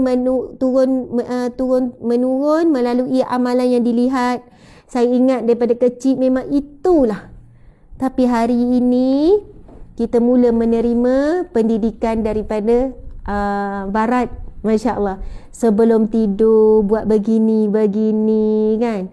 Sekian-sekian. Padahalnya subhanallah sebenarnya memang boleh je. Cerita kisah Nabi bagus. Bagus sangat. Tetapi saya ingat-ingat balik memang hebatlah amalan. Kenapa masa nak tidur kita tahu masa nak tidur tu antara sedar tak sedar tu. Masa kita macam lelap, nak lelap tu, apa sekalian, ada istilah dipanggil minda separuh sedar. Minda separuh sedar ni tuan-puan sekalian adalah antara minda yang kuat. Ini boleh bacalah kajian pakar-pakar minda ni kan, nanti orang kata Ustazah New Age lah pula. Walaupun saya memang selalu dah difitnah Ustazah membawa agenda ataupun fahaman New Age lah Ustazah Azma Harun. Wallahu alam tuan-puan sekalian. Tak tahulah macam mana anda buktikan dan anda tuduh begitu New Age. Macam-macam lah tuduhan tu kan. Tapi pasal minda separuh sedar ni, bagi saya ia adalah satu ilmu yang dikenal pasti oleh para saintis yang mengkaji tentang keupayaan otak, minda dan sebagainya. Ada minda separuh sedar ni, antara kita sedar dengan tak sedar tu jadi separuh sedar. Muslimin muslimat dimati Allah sekalian. Dalam kita sedar pun, kita selalu pun berada dalam minda separuh sedar. Contoh ya, siapa yang selalu lupa barang yang dia letak? Saya pun sama, kadang lupa. Mana kunci tadi ya? Letak mana tak di bar? Awak sendiri letak awak sendiri. Itulah. Maksudnya mungkin masa kita letak tu, kita letak dalam keadaan tidak sedar. Bukan betul-betul sedar. Sampai kita duduk fikir seharian, duduk cari. Tak jumpa. Masya Allah, Allahu Akbar. Muslimin muslimat, masa anak tu kan dekat-dekat nak tidur, kita zikir la ilaha illallah, la ilaha illallah. Itu hadis Nabi. Ajarkanlah anak kecilmu kalimah la ilaha illallah. Subhanallah. Baby 5 bulan, 1 tahun, 2 tahun, apa yang dia faham dengan kalimah la ilaha illallah? Tetapi telinganya, apa yang kita baca itu menyerap ke dalam hatinya, muslimin muslimat. Membentuk satu hati yang kuat. Membentuk satu hati yang segar dengan kalimah la ilaha illallah. Sehinggakan insya-Allah apabila dia tidur dengan kalimah tersebut, dia bangkit dengan kalimah tersebut. Muslimin muslimat dimati Allah sekalian. Siapa yang membiasakan ditidurkan anaknya dengan cerita TV, dengan kartun, kan? Okey, ramai ibu bapa hari ni nak mudah. Letak anak depan TV sampai anak tu tertidur. Sambil anak tu tengok cerita kartun, tengok kartun tu melompat-lompat kartun. Akhirnya, itulah yang sangat kuat terakam dalam mindanya. Bangun tidur cari kartun. Sikit nak kartun. Tidur sambil main game. Bangun tidur cari game, muslimin muslimat. Tidurkanlah anak kecil kita. Kita sendiri tidurlah dengan zikrullah tuan-puan sekalian. Ada orang tidur dengan handphone. Belek-belek tertidur dengan handphone. Ada orang tertidur tengok movie. Ini bukan budak kecil ni. Ini adalah orang dewasa hari ini pun sama. Tetapi indahnya kalau kita tidur dengan kalimah la ilaha illallah, la ilaha illallah, ataupun astaghfirullah, astaghfirullah, astaghfirullah, astaghfirullah, astaghfirullah. InsyaAllah kita bangun menyambung zikrullah. Masya Allah, muslimin muslimat mata Allah sekalian, cuba biasakan istiqamah setiap hari kalimah la ilaha illallah 500 kali. Tak mampu saza banyak sangat 500 kali la ilaha illallah tuan-puan sekalian, lebih kurang dalam 15 minit ke 20 minit sahaja. Tetapi ia adalah satu jaminan untuk dapat syurga Allah. Man kana akhiru kalamihi la ilaha illallah dakhal jannah. Siapa yang menyebut kalimah akhirnya la ilaha illallah akan masuk syurga.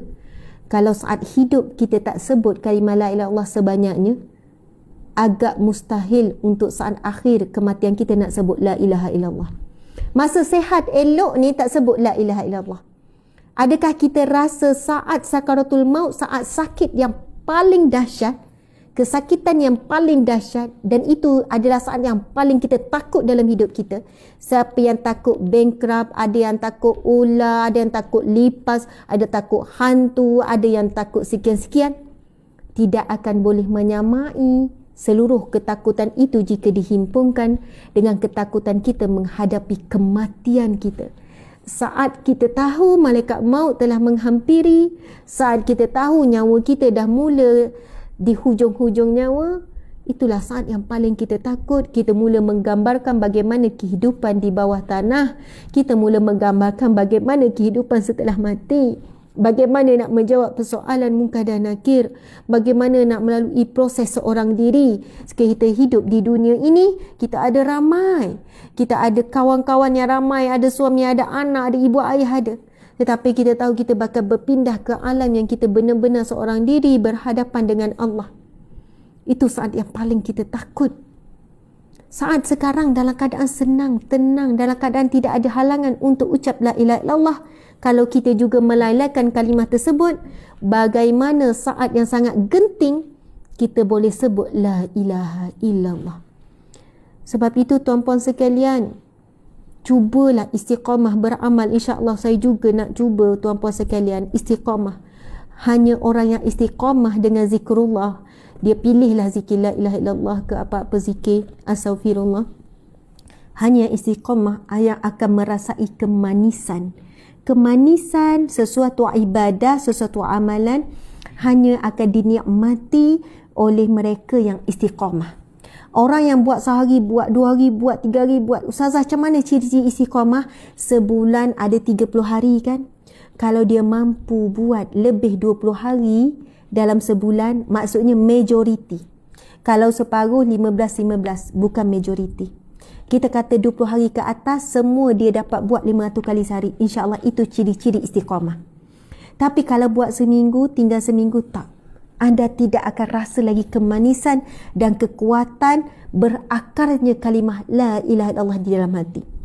Dan orang yang sentiasa melazimi kalimah la ilaha illallah, istighfar, selawat, lidahnya jadi lidah masin, orang kata lidah yang berkat. Bila dia cakap subhanallah, orang akan tunduk pada kata-katanya. Bila nasihat anak, anak mudah dengar. Bila bawa bincang dengan pasangan, pasangan mudah setuju. Bukan kata ini ayat penunduk, tidak. Maksudnya orang yang lidahnya selalu zikrullah, Allah memudahkan apa perkataan yang dia sebut untuk difahami. Subhanallah. Kalau ibu-ibu duduk kata, kenapa anak ni dah ulang banyak kali asyik tak dengar ni, Umi tak tahu dah nak cakap macam mana, kenapa tak faham lagi? Mungkin kerana lidah kita hilangnya hikmah. Hikmah, kekuatan hikmah, kebijaksanaan, kekuatan lidah yang barakah muslimin muslimat. Kita lebih banyak merungut daripada zikrullah. Kita lebih banyak bercakap perkara-perkara yang tidak ada manfaat untuk akhirat. Allahu Akbar, muslimin muslimat. Telah sampai kepada kita saranan ilmu, banyak peringatan-peringatan. Tidak ada apa yang menghalang untuk kita melakukan melainkan diri kita sendiri. Jadi pada hari ini kita sama-sama memilih untuk berubah. Memilih untuk ubah hidup kita, ubah hati kita. Allahu Akbar, subhanallah. Alhamdulillah, muslimin muslimat dimati Allah sekalian, sebagai penutup insya-Allah. Saya tahu suami saya pun dah bagi signal tu, masa dah habis, dah pukul 8.30 ya. Sekarang dah pukul 8.32. Masya-Allah. Muslimin muslimat, saya ingin membacakan firman Allah Subhanahu wa taala. Allahu akbar. Kita baca kitab kita ni ya. Firman Allah Subhanahu wa taala dalam muka surat 83. Siapa yang nak beli kitab ni boleh beli melalui kami juga, ada di Shopee, ada di website dan sebagainya. Allah berfirman di dalam surah Al-Imran ayat 133 hingga ayat 136. Surah Al-Imran ayat 133 hingga ayat 136. Masya-Allah. A'udzubillahi minasyaitonir rajim. Wasari'u ila maghfiratin min rabbikum jannah. وسارعوا إلى مغفرة من ربكم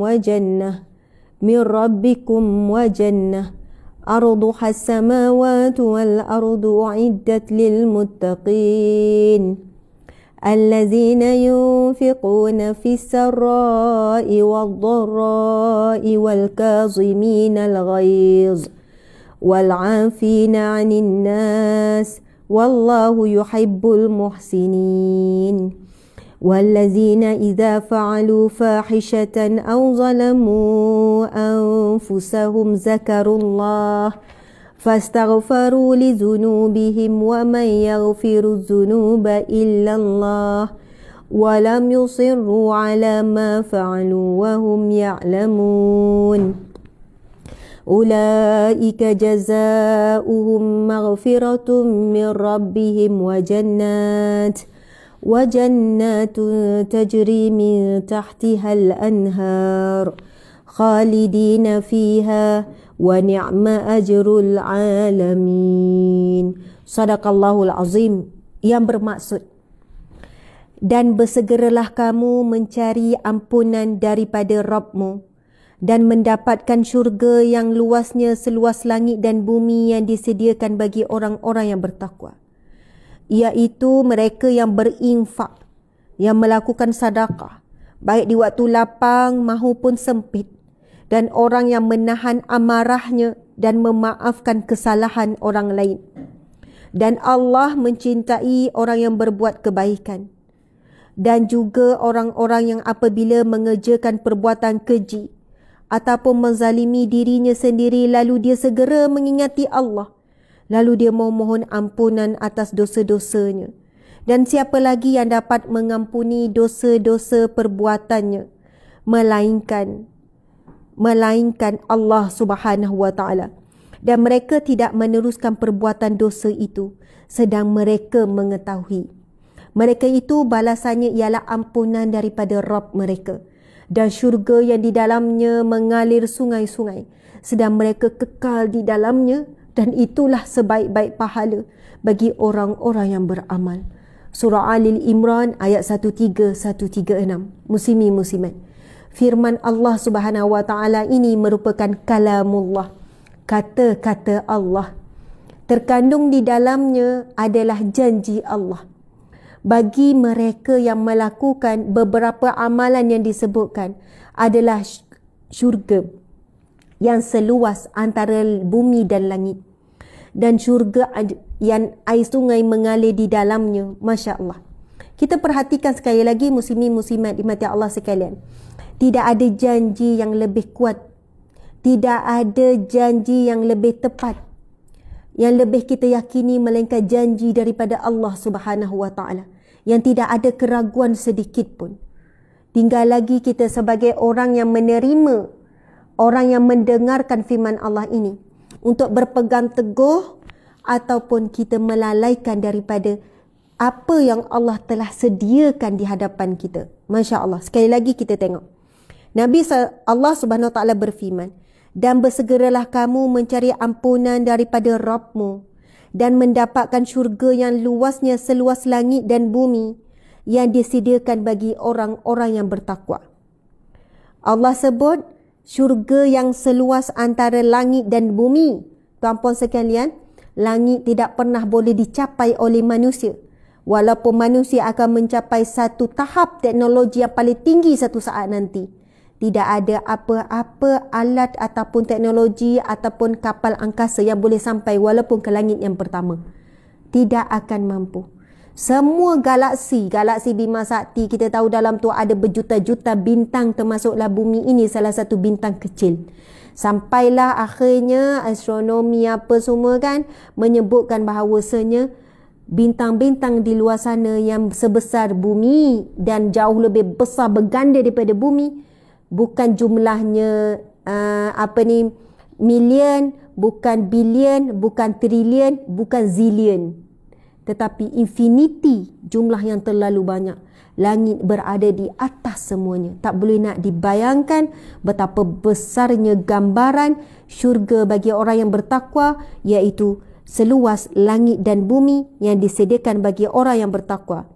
Iaitu Allah menjelaskan siapakah orang yang bertakwa yang dimaksudkan yang dapat syurga seluas ini, iaitu mereka yang berinfak, yang bersedekah, yang memberikan sedekah, yang berinfak, yang berwakaf, baik di waktu lapang maupun sempit. Masya Allah. Ahli sedekah, dia tidak memberi kerana dia ada ataupun dia kaya. Dia memberi kerana mengharapkan pahala. Dia memberi kerana mengharapkan pahala. Muslimin-muslimat, ada orang pada waktu tertentu dia tidak bersedekah sebab dia kata bulan ni belanja pun cukup-cukup saja. Dia bergantung kepada keadaan. Tetapi ada manusia yang tidak pernah berlalu walaupun satu hari mesti sedekah. Satu hari mesti sedekah walaupun RM1, walaupun RM2, walaupun RM5. Itu yang kami perhati, ramainya golongan ini yang berikan sedekah infak melalui NGO Sahabat Amal Care. Yang kami bila tengok akaun yang masuk tu ada nama konsisten setiap hari RM1. Konsisten satu hari RM2 setiap hari. Sebulan 30 ni. Saya kata, ya Allah, dia cuba istiqamah setiap hari. Masya Allah. Samalah, ada orang yang buat tabung subuh tu kan, sedekah subuh dia kumpul-kumpul, lepas tu dia datang serah jumlah yang banyak. Dia kata, hari-hari Ustazah cuba istiqamah dan tidak mahu kalau satu hari meninggal pada hari yang tidak ada sedekah. Dan ciri-ciri yang pertama orang yang bertakwa, yang Allah sebut dalam surah Al-Imran ayat 133 ini, mereka yang diberikan syurga seluas langit dan bumi, iaitu mereka yang berinfak baik di waktu lapang maupun sempit. Itu yang pertama, ciri-ciri orang yang bertakwa yang diberikan syurga seluas langit dan bumi ini. Dan yang kedua, orang-orang yang menahan amarahnya dan memaafkan kesalahan orang lain. Masya Allah. Yang menahan amarah tatkala dia boleh melepaskan amarahnya bila dia dizalimi, bila dia dikhianati. Puan-puan sekalian, sakit dikhianati ini tidak boleh digambarkan. Dan sesungguhnya orang yang paling berpotensi untuk menyakiti kita adalah orang yang paling kita sayang. Orang yang paling kita sayang. Mereka inilah orang yang paling berpotensi menyakiti kita sedalam-dalamnya. Suami, isteri, anak, adik-beradik. Orang yang paling kita sayang, lagi tinggi kita sayang pada manusia, lagi tinggi possibility untuk kita rasa sakit. Masya Allah. Tapi lagi tinggi sayang kita kepada Allah, lagi tinggi possibility kita untuk rasa tenang, rasa bahagia, rasa secure, rasa semuanya. Masya Allah, Allahu Akbar. Muslimin, muslimat. Allahu Akbar. Bukan kata tak boleh sayang manusia ni, boleh. Saya pun sayang suami, sayang anak-anak, semua sayang. Tapi perhatikan kenapa kita terlalu rasa terluka bila kita bergaduh dengan suami berbanding bergaduh dengan kawan-kawan. Kenapa kita rasa sedih panjang sangat bila kita kecil hati dengan anak-anak berbanding dengan anak orang lain. Sebab apa? Lagi kita sayang manusia, lagi kita sayang makhluk, lagi kita sayang kereta, lagi kita bimbang untuk kehilangannya. Lagi kita sayang rumah, lagi kita bimbang untuk kehilangannya. Tetapi kasih sayang yang dibina dengan Allah, kita bina dengan kalimah la ilaha illallah, itu cara kita berkasih sayang dan bercinta dengan Allah. Puji Allah. Puji. Itulah ayat-ayat cinta kita. Ayat cinta dengan manusia, I love you, I want you, I need you. I need you, I want you, I miss you, I cannot live without you. Macam itulah kan ayat cinta manusia. Tetapi ayat cinta dengan Allah, kalimah la ilaha illallah, baca Al-Quran, selawat pula kalimah ayat-ayat cinta kita dengan Rasulullah. Ucap banyak-banyak. Hati kita penuh dengan rasa cinta pada Allah, akan mengurangkan rasa takut kehilangan dunia. Bila Allah ambil bahagian dunia daripada kita, kita tetap boleh bahagia, kita boleh tetap tenang, kita boleh tetap menghadapinya dengan kuat. Subhanallah, Allahu Akbar. Muslimin muslimat dimati Allah sekalian. Dan orang-orang yang menahan amarahnya dan memaafkan kesalahan orang lain. Dan Allah mencintai orang yang berbuat kebaikan. Buat baik pada pasangan, pada anak. Buat baik sebanyak-banyaknya tanpa mengharapkan balasan. Kalau dapat balasan, itu bonus lah. Itu bahagian yang Allah bagi segera di dunia. Tapi kalau Allah tak bagi, Allah tak izinkan itu berlaku, anak tak balas kebaikan yang kita buat, Masya Allah redha, sebab kita tahu balasan Allah berganda. Walaupun anak kita balas macam mana pun, kita takkan dapat menyamai pengorbanan kita ibu-ibu sekalian, mengandung dan melahirkan dan menyusukan anak dan membesarkan. Mereka sedaya upaya membalas dengan apa jua cara, tidak akan mampu membalas, hanya Allah yang boleh membalas. Jadi sungguhlah rasa rugi bagi orang yang kecewa dengan balasan yang tidak dapat oleh manusia, daripada manusia, hingga dia lupa bahawasanya Allah lah yang maha adil, memberikan ganjaran di atas setiap apa yang dia buat. Masya Allah, Allahu Akbar. Muslimin muslimat dimati Allah sekalian, Allah sangat cinta orang yang berbuat kebaikan. Dan juga orang yang apabila mengerjakan perbuatan keji, siapa yang buat perbuatan keji, perbuatan maksiat, perbuatan kotor, apa saja, tahap kotor. Ustazah, saya kotor sangat. Kan? Ada yang jumpa kotor sangat. Dia nak gambarkan betapa dia keji, dia hina dan dia kotor sangat. Dia sebut maksiat-maksiat sampai saya tak mampu nak dengar. Puan jangan sebut maksiat puan buat depan saya. Saya tak nak jadi saksi pada maksiat puan. Tuan jangan sebut antara tuan dengan Tuhan, antara puan dengan Allah. Jadilah ia rahsia yang puan pegang betul aib ni. Jangan cerita lagi pada siapa-siapa. Masya Allah. Sebab apa? Tidak ada dosa sebesar dan sekeji sehina apapun, melainkan Allah akan ampuni sekiranya benar-benar menyesal, sekiranya benar-benar menangisi, sekiranya benar-benar bertaubat kepada Allah Subhanahu Wa Taala. Allah Akbar. Ini dalam hadis yang sahih. Manusia yang bawa dosa seluas antara langit dan bumi, Allah ampunkan. Manusia yang bawa dosa sebesar gunung ganang, Allah ampunkan. Manusia yang bawa dosa seluas lautan, Allah ampunkan. Dengan syarat ia adalah taubatan nasuha, taubatan yang sebenar-benarnya. Ini diterangkan dalam firman Allah seterusnya, iaitu mereka yang segera mengingati Allah, yang dan Allah juga mencintai orang-orang yang apabila mengerjakan perbuatan keji ataupun menzalimi diri sendiri. Menzalimi diri sendiri itu dengan buat maksiat, tu kita zalim diri kita, ya. Iaitu mereka segera mengingati Allah lalu memohon ampunan atas dosa-dosanya. Dan siapa lagi yang dapat mengampuni dosa-dosa mereka itu selain Allah? Allah tanya, siapa yang boleh ampunkan dosa ni? Melainkan Allah. Dan mereka tidak meneruskan perbuatan dosa itu sedang mereka mengetahui. Dan mereka tidak meneruskan perbuatan dosa. Mereka berhenti. Bukannya menipu diri sendiri, terus menerus menipu diri sendiri, tidak. Ramai mana hari ini pelaku dosa maksiat, dia masih sayang nak tinggalkan kehidupan yang dia suka, yang dia cintai. Kehidupan dia, pakaian dia, cara hidup dia, cara bergaul dia, cara penampilan dia, cara bekerja, cari rezeki sekian-sekian. Kan dia buat iklan yang walaupun dia dah aurat seksi-seksi, dia kata inilah cara dia cari rezeki. Tapi saya buat baik pada mak ayah, tapi saya banyak sedekah, saya jaga solat, walaupun saya seksi sekian-sekian. Tuan-puan sekalian, kita tahu dua air, satu bersih, satu kotor, bila dicampurkan semuanya akan jadi kotor. Ini adalah satu musibah dan penyakit umat akhir zaman yang mencampurkan perbuatan maksiat dengan amalan baik, dan dia berkekalan memilih untuk berada di jalan maksiat, iaitu sesuatu yang maksiat ni apa? Tak semestinya berzina, tak semestinya berduaan. Maksiat itu apa? Apa sahaja larangan Allah, itu maksiat kepada Allah. Apa saja larangan, lalu dibuat, dia sedang bermaksiat kepada Allah.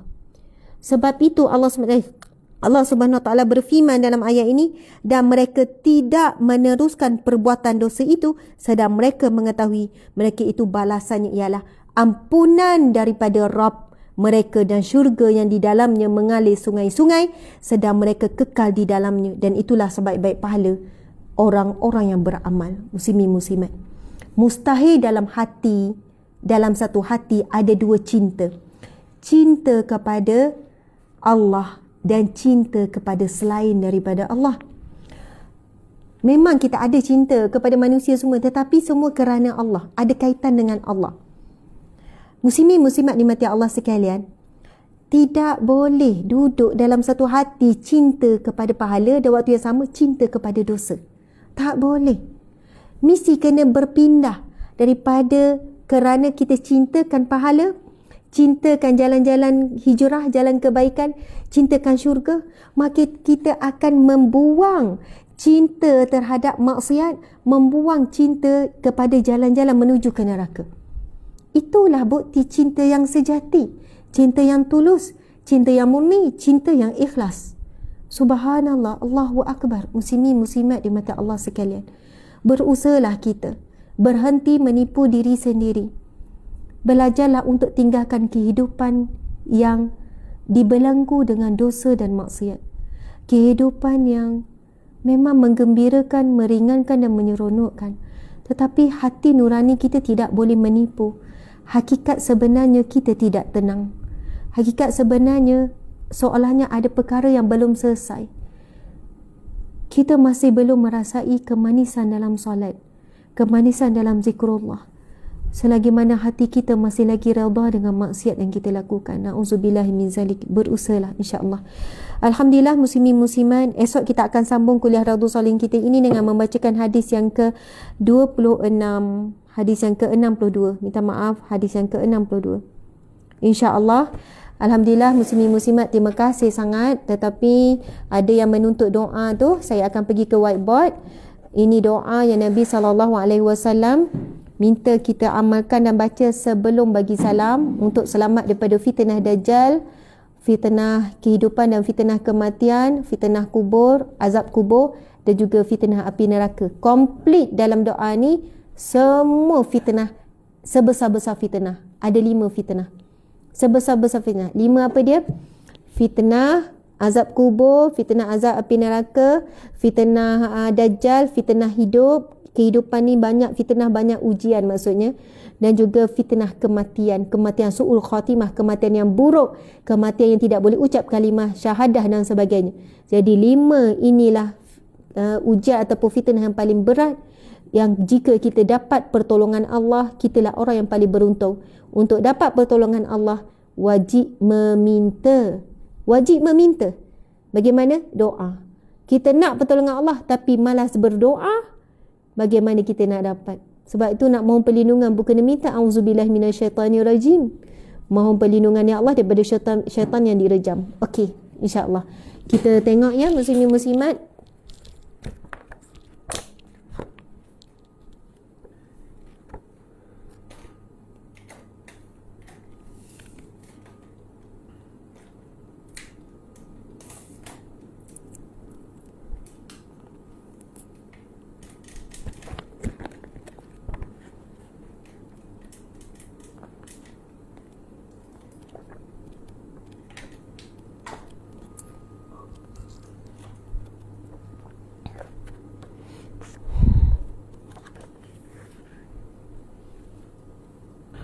Subhanallah, alhamdulillah, wa la ilaha illallah, wallahu akbar. Subhanallah, walhamdulillah, wa la ilaha illallah, allahu akbar. Ini adalah doa daripada hadis yang sahih riwayat Muslim nombor 588. Hadis sahih riwayat Muslim. Hadis masya-Allah.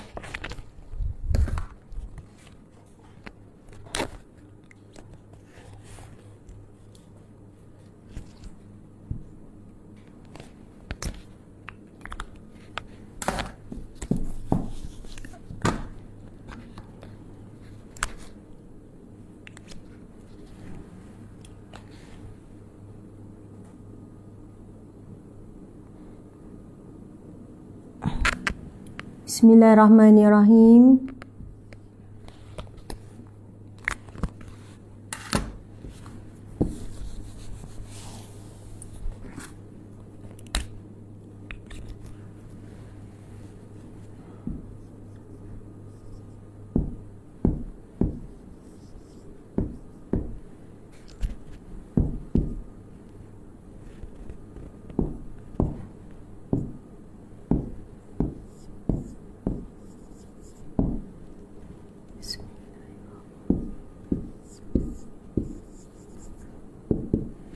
Bismillahirrahmanirrahim. Allahumma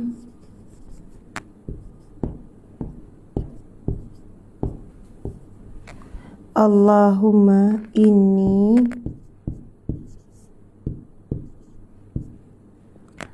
a'udzubika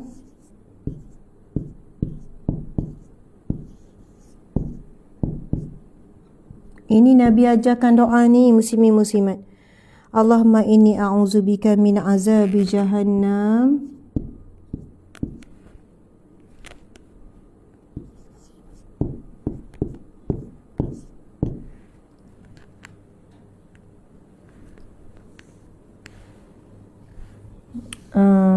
sebab takut min azabi. Allahumma inni a'udzubika min azabi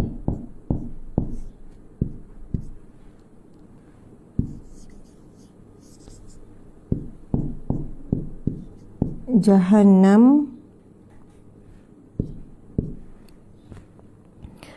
wa min azabil qabr.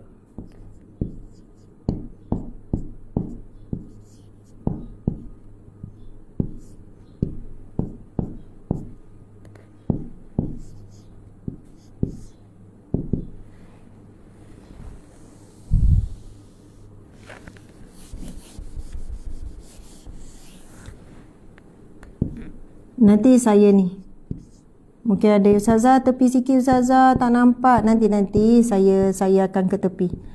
Wa min azabil qabri wa min fitnatil mahya wal mamat.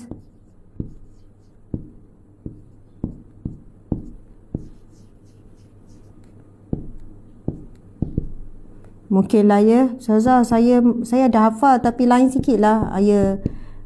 Tak ada masalah, berubah sikit-sikit tapi masih sama. Wa min fitnatil mahya.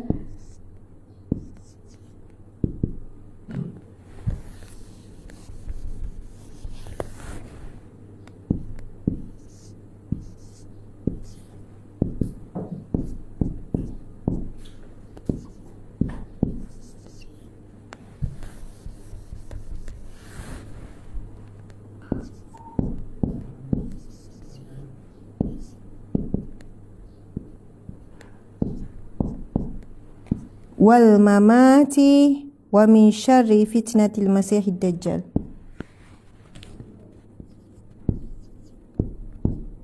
Wa min syarri fitnati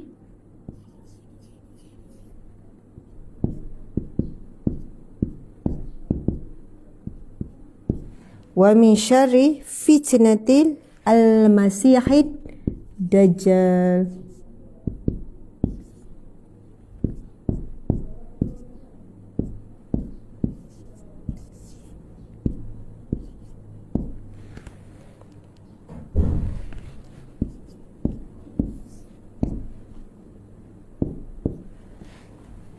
Okey, tuan-puan sekalian, ini adalah hadis riwayat Muslim.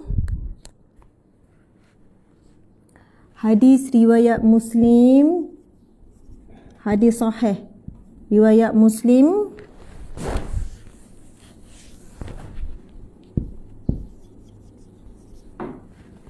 Hadis nombor 588. Okey, masya-Allah.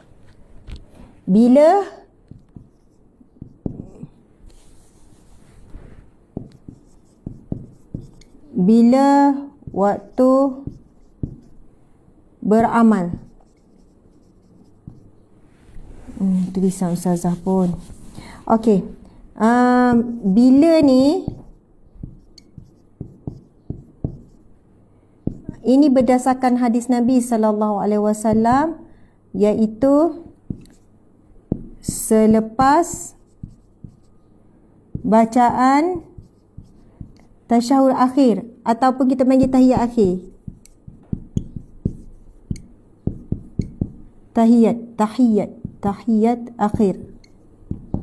Ingat tak kalimah tahiyat akhir apa dia sebelum bagi salam tu? Innaka Hamidum Majid, kan? Innaka Hamidun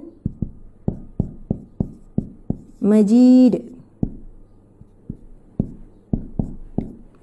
Maksud apa innaka Hamidum Majid? Innaka, sesungguhnya engkau lah yang maha terpuji.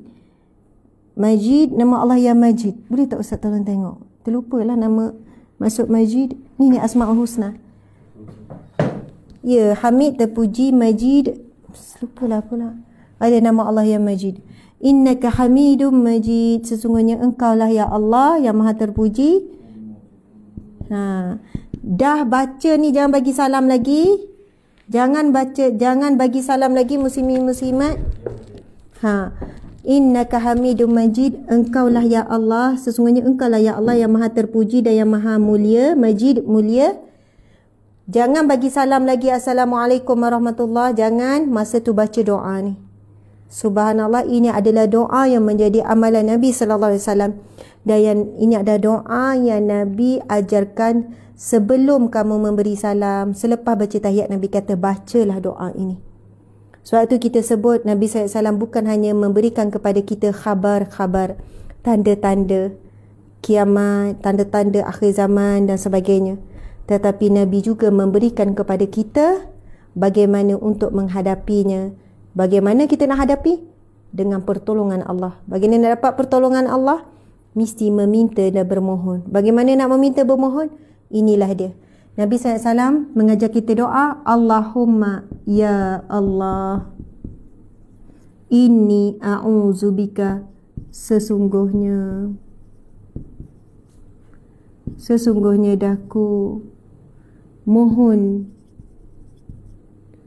kan, sesungguhnya. Boleh nak sebut saya ke apa ke, saya suka guna daku. Memohon perlindungan bika daripadamu.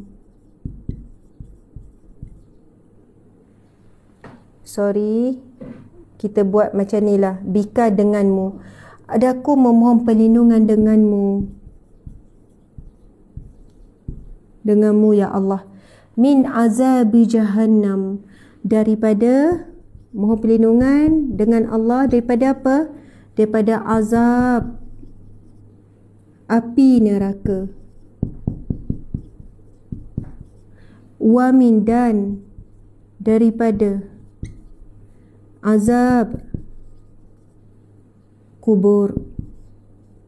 Mak ayah, kekayaan, pangkat, semua kata kubur bila kita mati. Tak ada apa boleh tolong kita kecuali Allah dengan rahmatnya melindungi kita daripada azab kubur. Wa min fitnatil mahyat, dan kita mohon perlindungan dan daripada fitnah. Fitnah ini boleh masuk juga ujian ataupun godaan ataupun tipu daya. Boleh faham ya? Ujian, godaan, tipu daya. Al-mahya, ni kan nanti takut tak boleh baca lah pula tulisan bawah ni. Okay, godaan, min syarri, ujian, godaan, saya tulis sini ya, tipu daya. Al-mahya, kehidupan, tipu daya hidup, dan juga kematian. Wa min syarri, dan daripada, mohon perlindungan daripada apa? Syarri, daripada kejahatan. Syar ni kejahatan, kemusnahan, macam-macam lah. Fitnah, bagi kepada tipu daya, ujian, godaan. Al-Masihid Dajjal. Al-Masihid Dajjal. Kenapa Isa Al-Masih, Dajjal Al-Masih?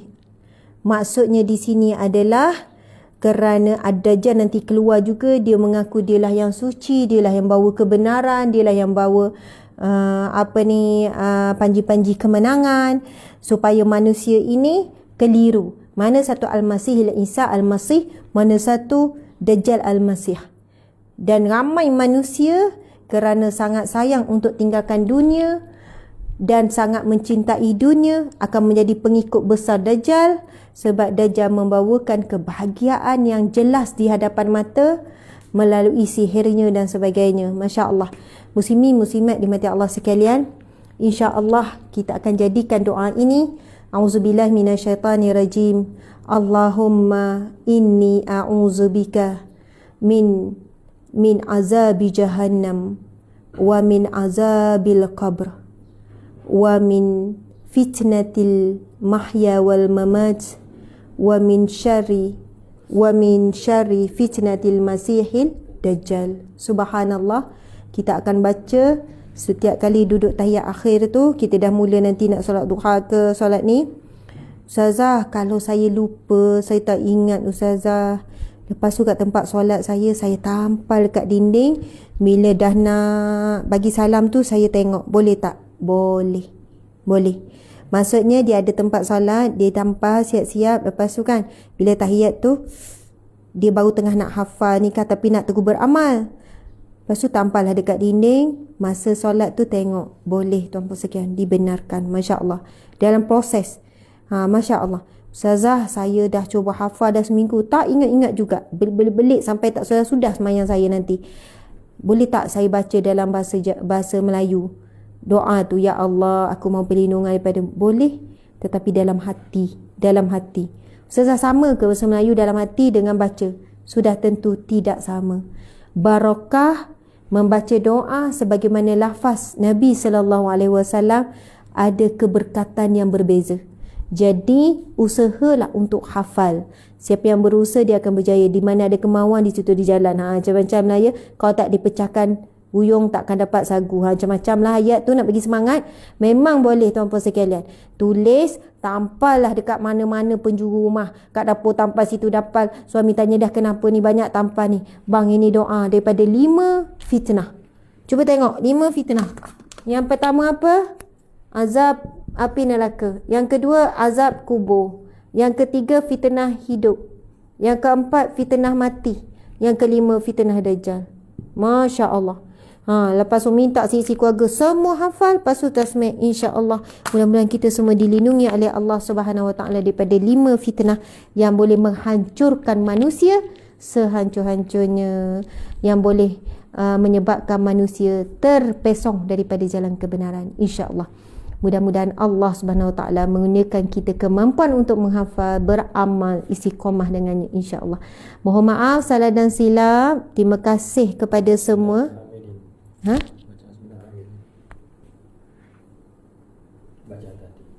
Oh, tadi ada. Okey, tadi ada kesilapan. Bacaan sebenar tadi ada salah sikit. Saya baca surah Ali Imran tadi tu ya. Okey. Mungkin ada sekali dua ada salah, ada betul. Saya ada baca. Okey, minta maaf ya. Okey, sahabat-sahabat dimati Allah sekalian, Masya Allah. Kita tangguhkan kuliah kita dengan bacaan surah Wal-As dan tasbih kafarah. Bismillahirrahmanirrahim. Subhanakallahumma wa bihamdika asyhadu an la ilaha illa anta astaghfiruka wa atubu ilaik. Bismillahirrahmanirrahim. Al-aslan fi khusil allazina amanu wa amilus solihin wa tawassaw bil haqqi wa tawassaw bis sabr. Sadaqallahul azim. Wabillahi taufiq wal hidayah. Assalamualaikum warahmatullahi wabarakatuh.